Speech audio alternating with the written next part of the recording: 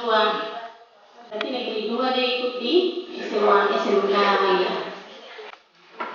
Kalau yang tahu BKKBN keluarga berencana. Ada yang sudah tahu stunting. Jangan sampai kayak Kentucky kan. Kurikulum Merdeka ini dia sudah lebih mantap. Jadi cara belajar anak SMA, SMP sudah seperti mahasiswa. Itu apa? Ibu cerita-cerita saja. Mungkin nanti kalau guru sudah ada supaya kita bisa mulai. Mungkin ibu ini. Jadi begitu ya. Selamat pagi anak-anak muda. Terima kasih.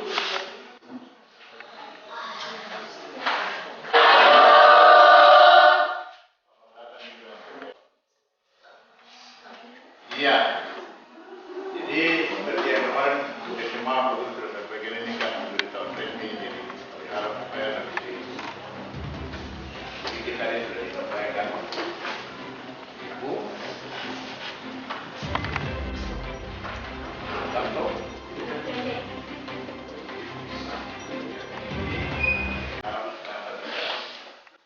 Itu ya, untuk yang tadi disinggung juga tentang kesehatan reproduksi berkaitan dengan Dinas KB. Mungkin saya perkenalkan satu demi satu biar anak-anak kenal. Yang pertama saya sendiri Ibu Katrin. Dulu pernah kerja di puskesmas Bertila dari Dinas BKKBN. Terganggunya pertumbuhan tubuh pada anak mulai dari 0 tahun sampai dengan 5 tahun. Jadi biasanya anak kecil-kecil itu dia punya muka tuh loyo-loyo, yang stunting. Itu kenapa sampai dengan dia seperti begitu? Itu 1 tahun, 2 tahun tuh tidak mau makan, tuh hanya mau jajan saja. Nah ini yang bisa memperlambat orang punya pertumbuhan, perkembangan seperti begitu. Yang lainnya bisa lihat wajah tampak lebih muda dari anak seusianya. Ini maksudnya berarti dia punya anak, dia punya teman-temannya sudah 5 tahun, orang sudah segar-segar, tapi dia masih loyo-loyo, dia masih 2 tahun. Begitu, itu yang dibilang dia stunting. Jadi ini kalau anak-anak ada lihat di sekitar kita ke rumah atau di gereja, harus kita kasih tahu ke puskesmas atau kasih tahu ke kantor BKKBN. Misalnya kalau ada petugas, berarti lapor, kasih tahu kepada petugas. Mungkin di sana tuh dia ada stunting kan, coba nanti ke rumah baru lihat supaya masuk dalam. Presiden dia mengeluarkan peraturan Presiden Perpres nomor 72 tahun 2021 tentang penanggulangan pencegahan stunting di Indonesia. Jadi Indonesia dia sudah 20%, sehingga Pak Jokowi bilang harus tahun 2024 dia sudah 14%. Ini sangat susah untuk diturunkan dari 20 ke 14. Padahal kita lihat itu angka yang cepat saja, mau dari 20 14 kan tidak jauh. Ini kenapa?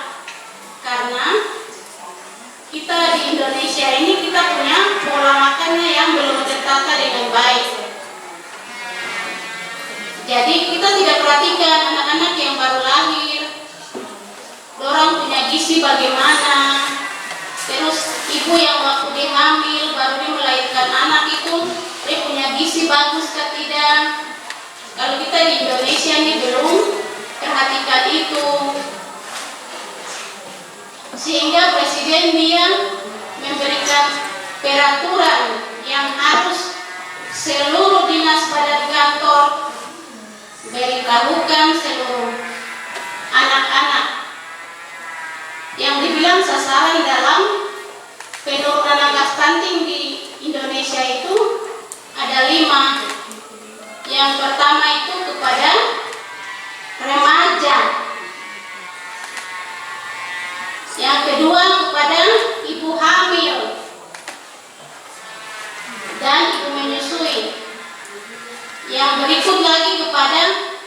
balita 0 sampai 59 tahun atau 60 bulan, berarti 5 tahun. 0 sampai 59 bulan. Itu berarti 4 tahun 11 bulan. Kalau 60 bulan berarti sudah 5 tahun. Sehingga ini presiden merasa penting harus semua PD turun rame-rame ke warga masyarakat, ke gereja-gereja, ke sekolah-sekolah untuk penyuluhan tentang stunting, supaya ke depan generasi emas Presiden Jokowi dia rencanakan nanti di tahun 2030 ya Pak Ibu Satgas, 2030 itu generasi emas Indonesia. Itu sudah diperkirakan bahwa Indonesia di tahun itu sudah tidak ada stunting dan anak muda ini sudah lebih mengerti.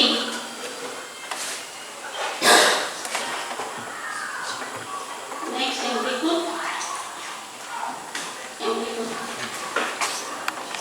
Bahkan gizi buruk dulu, pertama itu gizi buruk. Gizi buruk nanti kalau dia tidak makan lagi dengan baik, itu yang dia mengakibatkan stunting, sehingga pertumbuhan tidak naik-naik.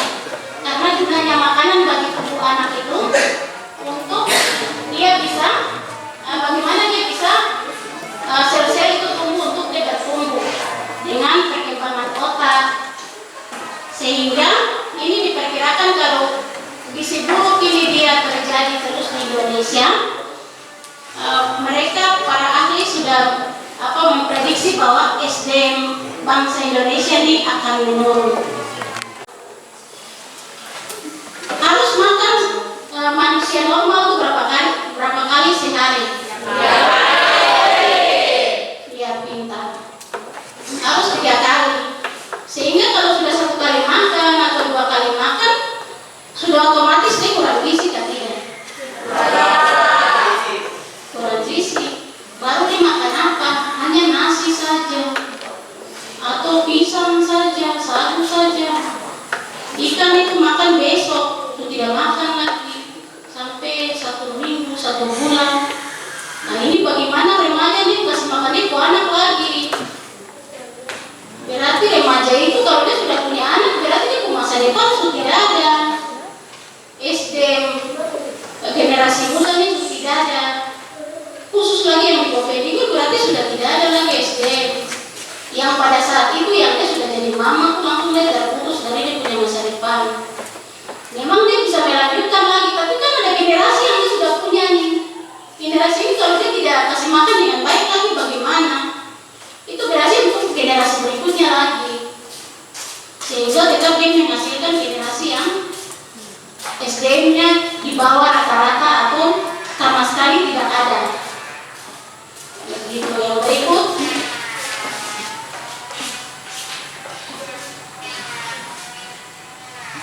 Yang berikut itu pola asuh yang kurang efektif. Jadi ini seperti tadi yang Ibu sudah jelaskan juga, pola asuh yang kurang efektif ini, apalagi kalau bagi remaja. Bagi remaja terus kalau bapaknya sudah tidak perhatian lagi yang perempuan, terus bapaknya lagi yang sudah tidak perhatian, berarti anak tidak tinggal terlantar begitu. Itu yang dibilang pola asuh. Terus ibu-ibu juga tidak perhatikan anak-anak punya gizi. Yang bapak-bapak juga. Nanti yang SMA ini kan mereka nanti ke depan kan jadi bapak, persiapan. Jadi nanti ke depan itu kalau tidak perhatikan anak-anak dalam pola makan, pola asuh, berarti generasinya kurang baik. Dan bisa ke stunting. Terus yang ibu-ibu nih kalau sudah jadi mama atau jadi ibu harus bisa menyusui. Kenapa menyusui itu penting? Karena ada remaja beberapa yang bukan di sini ya. Remaja beberapa yang sudah melahirkan anak baru sekolah lagi. Ini yang kenapa kita harus pusing untuk hamil dulu. seharusnya kita menimba ilmu dulu selesai, baru kita berkeluarga. Kalau kita sudah kawin dulu, berarti kita punya SDM sudah tidak ada, kita sendiri pribadi. Jadi anak-anak ke depan, generasi muda harus pikir masa depan, sekolah selesai. Kalau mau menikah berarti harus usia 21 tahun yang putri, yang laki-laki harus 25. Next. Ini karena dari generasi berikut, generasi dahulu tidak dijelaskan, sehingga pada saat sekarang stunting ini juga dia membuat pertumbuhan warna merah, itu ditunjuk warna merah, mungkin di situ dibilang orange, stunting. Tetapi jangan sampai di sekitaran adik-adik orang di rumah bina ada anak yang buta warna begini kan bilang dia itu stunting. Dia apa? Paru-paru basah, ada sakit lain lagi. Tapi kalau dia punya keadaannya stunting. Ini ibu bilang untuk kalau dia punya dampak-dampak ke depan ini, perkawinan dini atau menikah dini. Data bahwa penyebab stunting itu juga bisa salah satunya dari sanitasi dan lingkungan yang tidak bersih. Misalnya kita bikin makanan dalam rumah, tapi kalau di luar begini, anak-anak SMP, SMA nih, dong pulang sekolah begini dong sudah capek. Mama dong sudah masak bagus-bagus di atas meja, harusnya anak sekolah dong mungkin dia atau mama mungkin dia lupa tutup, jadi dia harus pergi tutup kan begitu. Ini tidak. Dirasa sudah orang tua yang kerja sudah saya pulang sekolah jadi saya sudah capek. Saya tidak pikir untuk tutup makanan ini, sehingga lalat yang terbang di situ tuh datang hinggap di situ, dong berak di situ, akhirnya menjadi sumber penyakit. Bisa mencegah stunting. Iya, jadi ada pencegahannya. Pencegahannya tuh yang tadi ibu sudah. Jadi yang pertama tuh kita sebagai remaja harus kita banyak buka itu. Jadi remaja ini masih perlu gizi. Jadi kalau kita tidak tahu tentang apa yang kita makan, ini dia memenuhi gizi atau tidak, ini bisa menyebabkan kita punya daya tahan tubuhnya. Ya, jadi ini ada, kita sudah masuk ke yang terakhir, ada saran dari BKKBN. Kita masuk kepada pola hidup yang sehat, yaitu dengan berolahraga secara teratur, lebih selektif dalam mengkonsumsi makanan yang mempunyai nilai gizi. Anak sekolah tuh, setelah dia pulang sekolah, dia tidak tidur, tapi dia main HP. Mungkin dia kerja PC keluar jalan, dia kembali ke rumah tuh dia main HP. Tujuh sampai 8 jam. Jadi misalnya kalau tadi malam tidur di jam 12, berarti pulang sekolah 2 jam tuh harus tidur lagi. Bukan mata di HP. Terima kasih. Tujuan maksud kami dari Dinas Pengendalian Penduduk turun ke distrik Indip Tanah. Sasaran kami yaitu mengacu pada Perpres 72 tahun 2021 tentang percepatan penurunan stunting. Di situ terdapat ada 5 sasaran. Yang pertama yaitu remaja, ibu hamil, ibu menyusui, anak usia 0 sampai 59 bulan, dan calon pengantin atau catin. Di sini karena kami turun ke sekolah-sekolah, sehingga sasaran kami adalah para remaja. Tujuannya, maksud tujuan, yaitu kami penyuluhan di sekolah-sekolah tentang stunting, agar terbangunnya pemahaman bagi remaja di sekolah-sekolah tentang stunting dan bisa terciptanya generasi muda yang berencana atau generasi yang bebas dari stunting dan mempunyai perencanaan ke depan dengan masa depan yang baik. Yang berikut yaitu terbentuknya kelompok-kelompok kegiatan di sekolah-sekolah atau POKTAN dalam hal ini yaitu PIKR atau Pusat Informasi Konseling Remaja dan BKR agar remaja di sekolah bisa mengembangkan bakat dan kemampuannya untuk mengaplikasikan itu di dalam kelompok-kelompok PIKR atau BKR. Kelompok-kelompok ini harus dibentuk di sekolah-sekolah. Apa yang menjadi harapan dari dinas terkait dalam kegiatan untuk hari ini? Harapannya dari setelah kegiatan ini? Harapannya bagi remaja yang di sekolah-sekolah agar remaja-remaja yang ada di sekolah dalam hal ini SMP dan SMA mereka mempunyai hidup yang berkualitas atau berencana sehingga mereka tidak terpengaruh karena faktor yang terbesar di pemuda untuk saat ini adalah pernikahan dini dan lapsa, sehingga hal-hal ini perlu dari Dinas BKKBN untuk turun penyuluhan di sekolah-sekolah agar mereka punya pemahaman tentang stunting, sehingga itu yang mungkin menjadi tujuan kami untuk mereka mempunyai pemahaman tentang stunting. Yang kedua yaitu ada tentang kesehatan reproduksi. Di dalam kesehatan reproduksi ada tenaga-tenaga teknis yang nanti mereka dilibatkan untuk menyuluh ke sekolah-sekolah seperti dokter atau petugas bidan. Untuk mereka adalah petugas teknis yang harus penyuluhan ke sekolah-sekolah. Mungkin rujukan dari BKKBN nanti ke petugas teknis, sehingga ke depan ada penyuluhan lagi ke sekolah-sekolah lebih dalam lagi tentang kesehatan reproduksi.